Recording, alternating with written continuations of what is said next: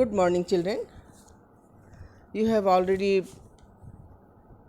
taught about the sources of water, uses of water, water pollution. Now, today we will discuss about the properties of water. Okay, children. You have तुम लोग ये सब पढ़ चुके हो. Soluble substances, solute and solvents, insoluble substances, floating and sinking. Is it clear, beta? Today I will explain physical states of water. Okay, children, you know water mainly exists in the liquid form, but it can be changing its change into its vapor or solid form. This is done by changing its temperature. So beta, water is found in all three physical states in nature. Ice is the solid form of water, normal water is in liquid form, and water vapor is the gaseous form. So बेटा हम लोग एक है सो activities करके है so check करते हैं कि हम है सो एक हैंडकरचिफ लो, उसको है सो पानी में है सो भिगो लो. ये तुम लोग हमेशा ही कपड़े साफ़ करते होगे, अपने हैंडकरचिफ तो ज़रूर ही साफ़ करते होगे. तो जब वो साफ़ करके निचोड़ लेते हो, उसके बाद उसको जब फैलाते हो कि ताकि वो सूख जाए, तो उसमें जो मौजूद पानी है वो कहाँ चला जाता है? कोई जादू तो होता नहीं है. वो उसमें मौजूद पानी सन की हीट से वो है सो वाटर ड्रॉपलेट्स से वाटर वेपर में कन्वर्ट होकर के इन्वायरमेंट में चला जाता है. इसलिए तुम्हारा हैंडकरचिफ सूख जाता है. तुम एक नेक्स्ट है सो कर सकते हो बेटा एक्टिविटीज कि तुम है सो टैप से अपने हाथ को धो लो और उसको हैंडकरचिफ से वाइप मत करो. ठीक है. तुम थोड़ी देर के बाद क्या देखते हो कि तुम्हारा हाथ सूख जाता है. उसका पानी भी सेम तरीके से वो है सो वाटर वेपर कन्वर्ट होकर के इन्वायरमेंट में चला जाता है. सो बेटा, changes of a liquid into its vapor form is called evaporation. Clear है बेटा? ये है सो कहलाता है evaporation. ठीक है. अब change of water vapour into liquid form. तो लेटस ये भी हम लोग चेक करते हैं कि एक एक्टिविटीज के थ्रू कि कैसे है so water vapour liquid form में कन्वर्ट करता है. तुम चाय तुम्हारे घर में रोज़ बनती होगी, तो ये चाय लो, चाय की वो एक प्याली में एक चाय लो और प्याली को प्लेट से ढक दो. तुम थोड़ी देर के बाद आफ्टर 3 और 4 मिनट्स तुम ढक्कन को हटाओ. ढक्कन पर क्या होता है बेटा? उसमें पानी की ड्रॉपलेट्स, पानी की बूंदें वहाँ पर है सो तुमको दिखती हैं. तो वो क्या हुआ बेटा? चाय से तो चाय जब भी तुम देखते हो ना, तो तुम देखते हो कि एक है सो धुआं जैसा बाहर निकलता रहता है, जिसको हम स्टिप वेपर कहते हैं. वही वेपर प्लेट पर जाकर के वाटर ड्रॉपलेट में कन्वर्ट हो जाता है. क्लियर है बेटा? Take some hot water in a cup and cover it with a saucer. After some times lift the saucer. You will see tiny droplets of water deposited on it. The vapor coming from hot water form liquid water on cooling. एक हम लोग और है सो कर सकते हैं बेटा. तुम है सो आइस लो और उसको एक टम्बलर में ग्लास में भर दो. थोड़ी देर छोड़ दो.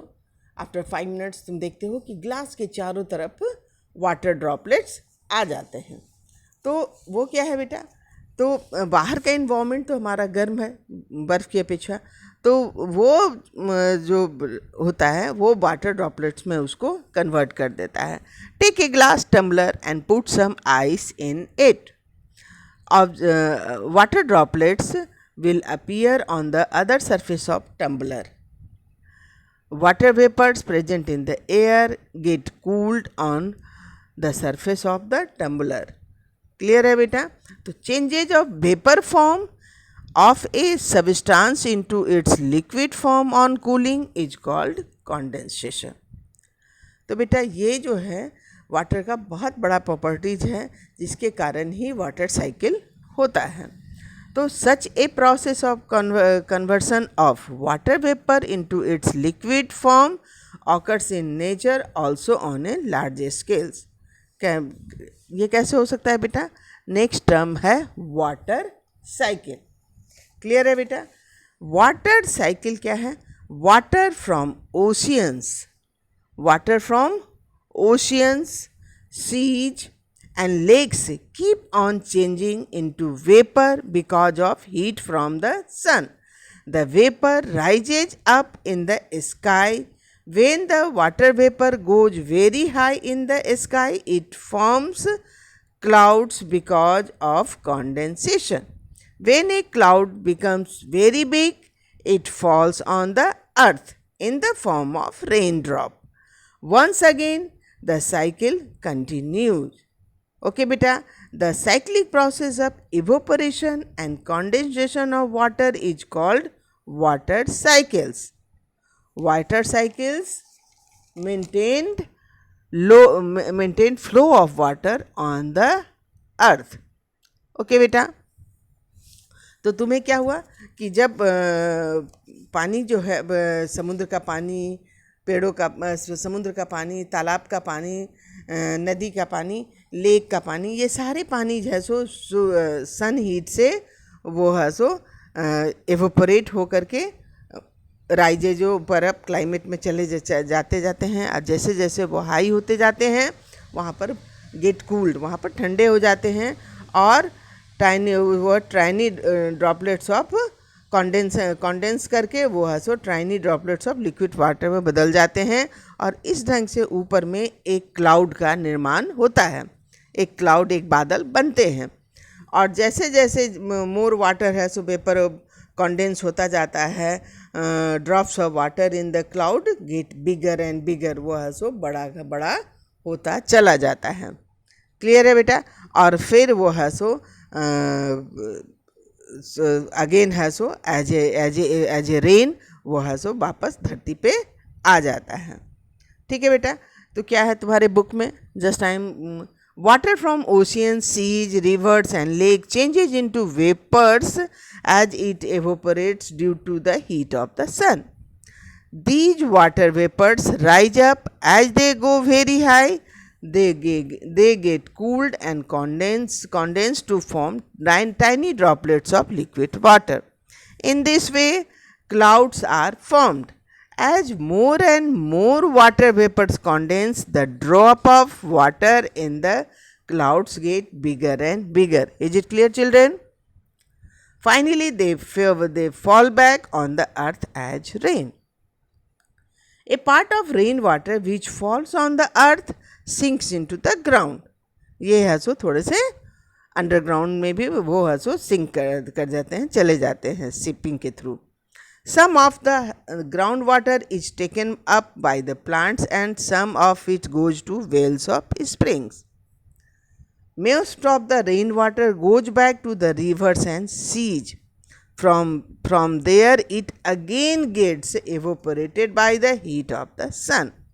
The cyclic process of evaporation of water from the earth's surface followed by its condensation. Condensation is called water cycle in nature.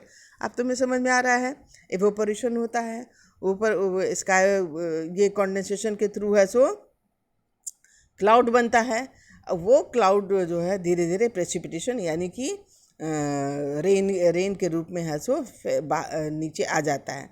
लेकिन एक चीज़ तुम लोग को जानना चाहिए बेटा कि रेन वाटर जो होता है, क्लास 4 में भी पढ़े हो, rain water purest form of the water होता है. लेकिन जब वो ज़मीन पर, जब वो धरती पर आता है तो आने के रास्ते में वो है सो मैनी है सो हार्मफुल गैसेज, डस्ट, ये सबको मिक्स करके वो इम्प्योर हो जाता है. The rain drop when just formed are the purest form of water.